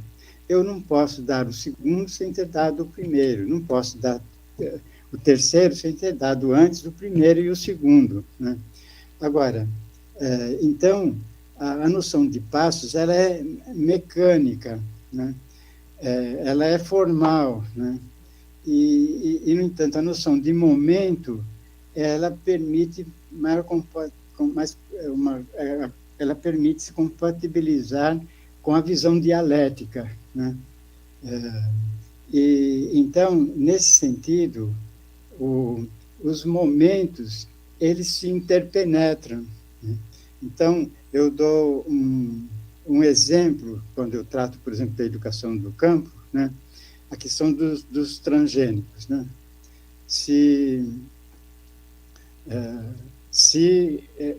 no campo você deve assumir ou não a técnica da transgenia, certo? Bom, se eu vou discutir isso na pedagogia histórico-crítica, né, na educação do campo, aí discuto isso na perspectiva da pedagogia histórico-crítica, o que vai acontecer? Eu preciso primeiro saber o que significa transgênico, né? Agora, nos momentos da pedagogia histórico-crítica, o primeiro é a prática social, né? O segundo é a problematização, o terceiro é a instrumentalização. Então, é só na instrumentação que você conceitua e esclarece, né?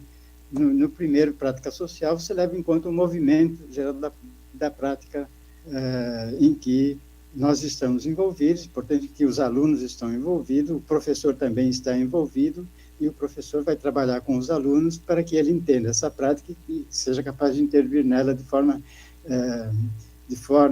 coerente e consistente. Então, o ponto de partida é a prática social. E aí vem a problematização, porque é preciso identificar quais são os problemas da prática social aos quais a educação tem que responder, certo? E aí vem a identificar os problemas, é preciso, então, você se instrumentalizar, ou seja, se fundamentar, né? E aí vem a base teórica para eu poder lidar com o problema. Esse é o terceiro momento, né? O quarto momento é a catarse, em que você incorpora a nova orientação e, com isso, você vai poder atuar na prática social de forma diversa, de forma superadora daquela situação problemática originária. Sabe?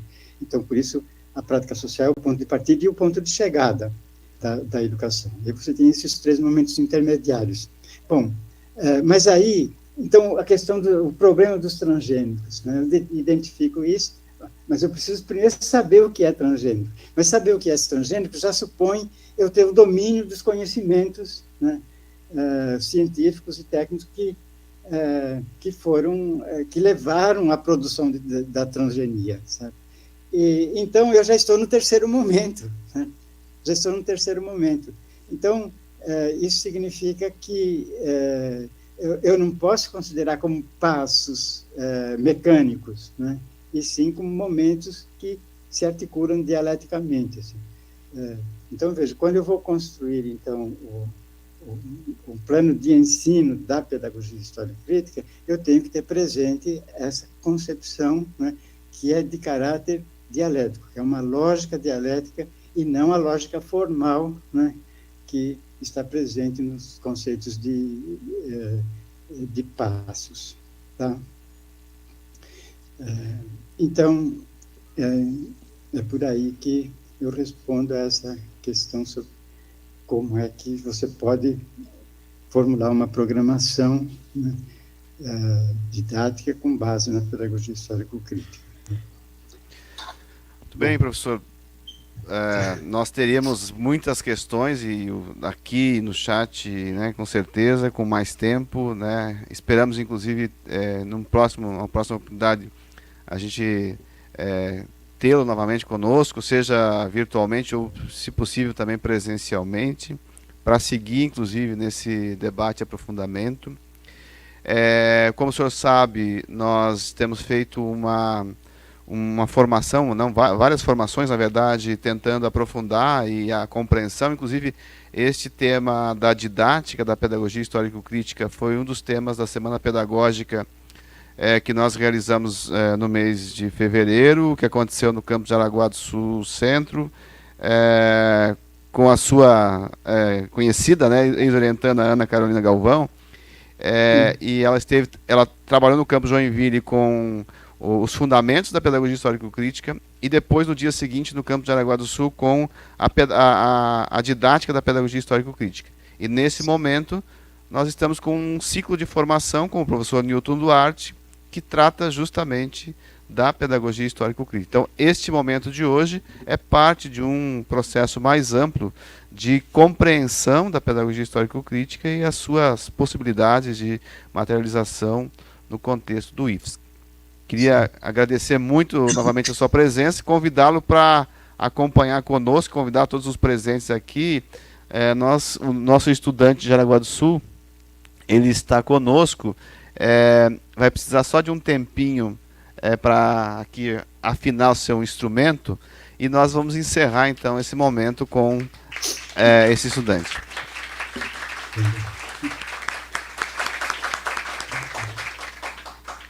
Bom, em nome da gestão, né, estendo aqui também os agradecimentos ao professor Saviani pelas suas ponderações e reflexões e, como já anunciado, né, eu convido aqui o nosso estudante Natanael Rodrigues, do campo Jaraguá do Sul. Esse momento ele estava planejado para acontecer inicialmente, não foi possível por razões, né, de mobilidade, enfim, dificuldades. Não fizemos um teste em relação ao áudio, né, mas convido você e te pergunto, basta eu aproximar o microfone ou você não precisa, né? Então, fiquem com o Natanael. Boa apresentação.